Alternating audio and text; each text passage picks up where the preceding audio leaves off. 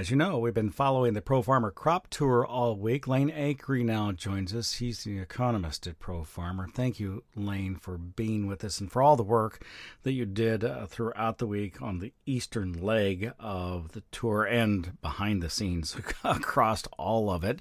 You have, along with Chip Flory and a few others, tallied what all those routes meant and then did some massaging on them and came up with some national numbers as it relates to yields.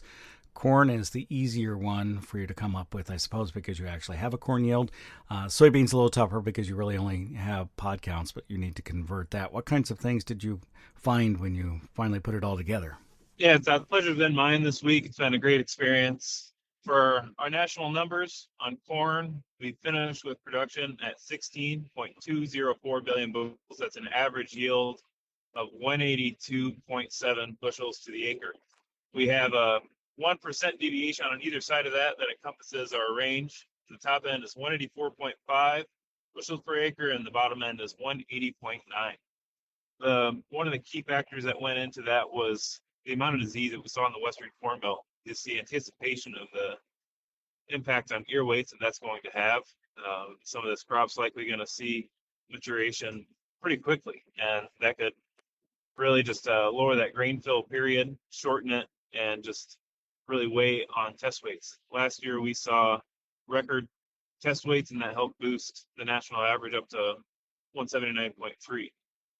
On soybeans, we got production at 4.246 billion bushels. That's an average yield of 53 bushels an acre. We use a 2% range on beans, 2% to the upside, 2 to the downside. That gives us the top end of 54.1 bushels and the bottom end of 51.9. There's a lot of pods out there. There are a lot of pods out there, and the scouts were flabbergasted, I think, in most places as they were counting those up. I do need to follow up on the corn number with you just a bit. When you were putting that together, did you have a working number for how big you think the crop is at the moment, and then calculated back from that for how much weight you think might be lost because of the disease? Well, there's a lot of factors to consider. So USDA, NASS, they did their surveys late July, early August, and that was a snapshot in time.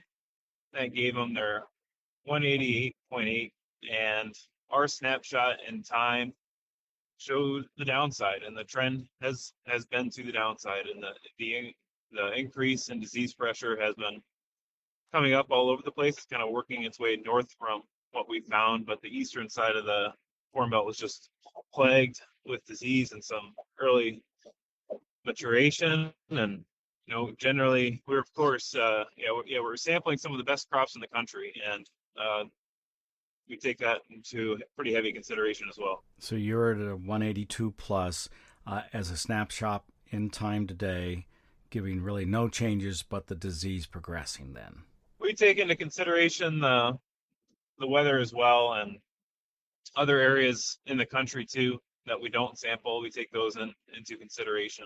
Lane, thank you much. I appreciate it, and we look forward to talking with you again sometime soon. Yeah, thanks, Todd.